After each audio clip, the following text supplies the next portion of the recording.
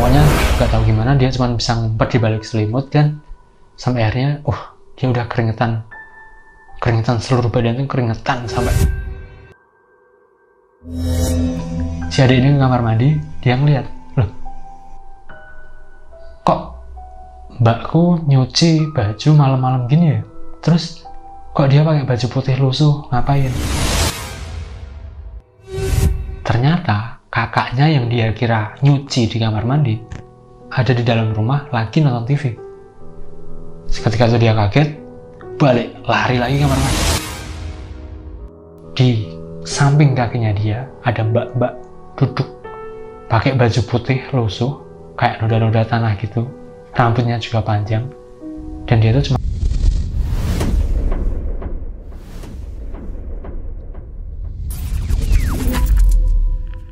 Selamat malam, selamat datang kembali di Lembah Hitam. Dan di sini kita akan bawain cerita-cerita horor yang gak lucu dan cerita lucu yang gak horor. Dan kembali lagi bersama saya Joni Rafika. Dan sebelumnya saya ucapkan terima kasih banyak untuk kalian yang sudah mengklik video ini.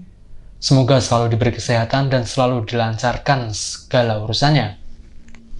Terus malam ini ada sebuah cerita kiriman dari teman kita yang kita sebut inisialnya aja Mbak AZ gitu ya. Jadi Mbak AZ ini punya sebuah cerita tentang pengalamannya dia di rumahnya sendiri, dan keluarganya pernah mendapatkan gangguan dari orang lain, sebuah kiriman-kiriman gaib gitulah, intinya seperti itu. Nah, terus buat teman-teman di rumah yang punya pengalaman atau cerita horor, boleh banget buat kirim ceritanya ke alamat email yang ada di bawah, atau bisa DM langsung ke Instagram kita yang juga bakalan kita cantumkan di bawah. Dan jangan lupa like, comment, and subscribe biar kita tambah semangat buat bikin video-video lainnya. Terus kita lanjut ke ceritanya.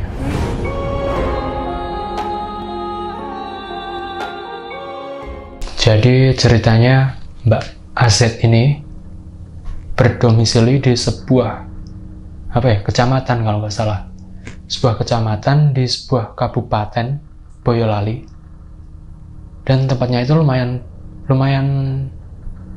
gimana ya, lumayan pelosok.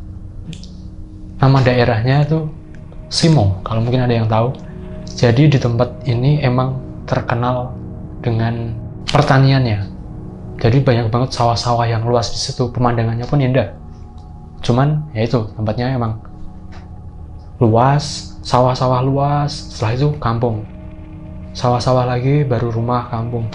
Jadi ya kalau malam pun di sepanjang jalan yang sawah ini, itu emang minim banget sama penerangan. Dan itu masih sampai sekarang pun tempat ini masih minim sama penerangan jalan.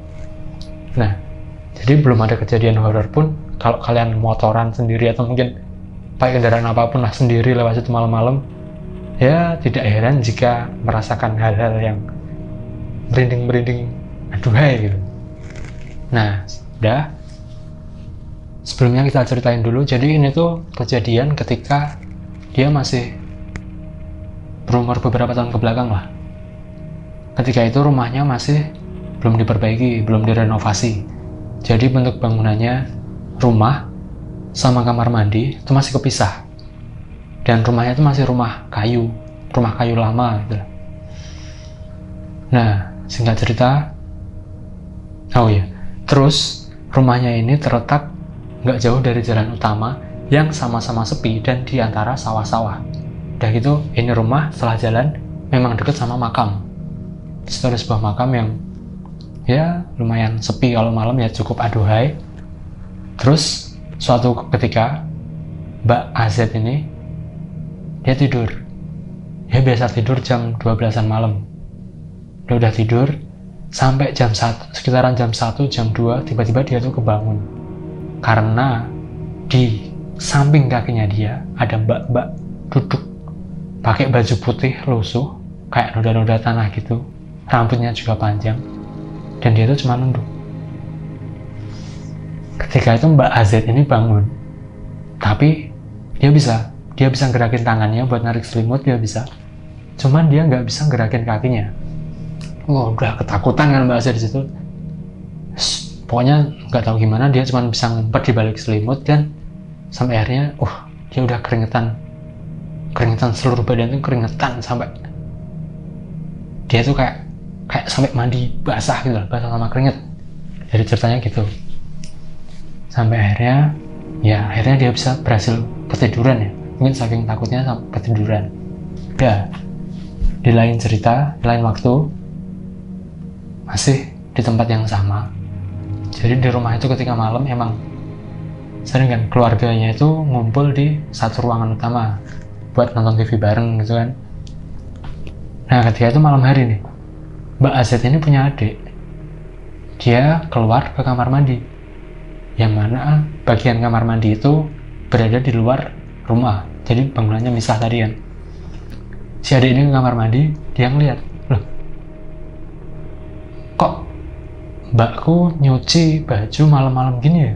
Terus kok dia pakai baju putih lusuh, ngapain? Oh ya, sebelumnya si Mbak Azet ini waktu itu juga rambutnya tuh panjang. Jadi si adiknya ini bisa ngira kalau yang nyuci di kamar mandi itu kakaknya. Dikirain itu kakaknya kan.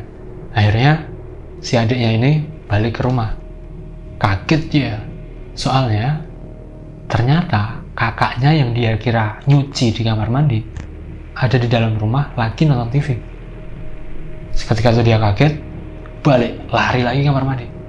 Dan ya di situ nggak ada siapa-siapa. Tuh lah. Terus si adiknya ini akhirnya cerita ke Mbak Azet tadi tentang apa yang dia alamin. Itu udah 2 kejadian di satu rumah, ya kan? Terus ya ini beda waktu lagi ya. Jadi si Mbak Azet ini ternyata pernah mengalami kejadian keluarganya. Jadi ada seorang, ya kita nggak tahu siapa pelakunya siapa.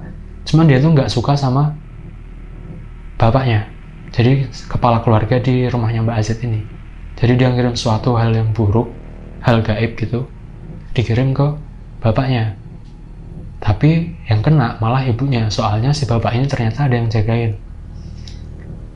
Dan si ibunya ini sakit, sampai akhirnya saat ibunya sakit, dia dibawa ke rumah sakit, dibawa ke dokter, dibawa kemana-mana. Itu nggak ada penyakitnya, nggak ada apa-apa. Sampai akhirnya keluarga ini memutuskan untuk pergi ke seorang kiai. Ditanyain lah ke kiai itu, ini gimana ya Pak, kok gini. Oh, ini ternyata ada yang ngirim Pak, ada yang ngirim. Jadi sebenarnya kiriman itu dikirim buat bapaknya, cuman karena bapaknya itu ada yang jaga, akhirnya malah kena ke ibunya. Itulah. Sampai akhirnya ibunya Mbak Azet ini alhamdulillah bisa diobatin sama kiai tadi. Nah, cerita kiriman itu selesai sampai di situ. Dan ternyata sosok yang ada di sini pun, yang tadi nongol 2 kali itu, ternyata memang dia itu juga jaga di kawasan rumah itu. Sehingga ceritanya gitu. Terus nggak lama setelah kejadian itu, rumahnya Mbak Azet ini dibugar,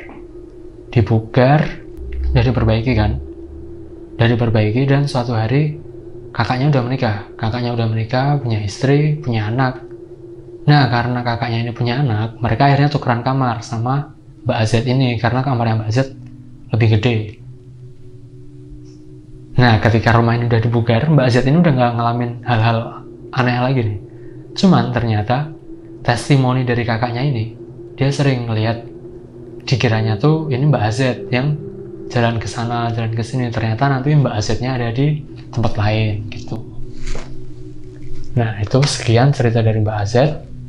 Terus ini mungkin lain kali boleh ini nih, kejadian gimana sih ibunya yang mengalami gangguan, mendapatkan kiriman dari orang lain itu, mungkin bisa diceritain lebih ya sama Mbak Azet ini. Cuman belum diceritain. Jadi buat teman-teman yang pengen tahu gimana ceritanya, boleh banget buat boleh banget buat naruh komentarnya di bawah.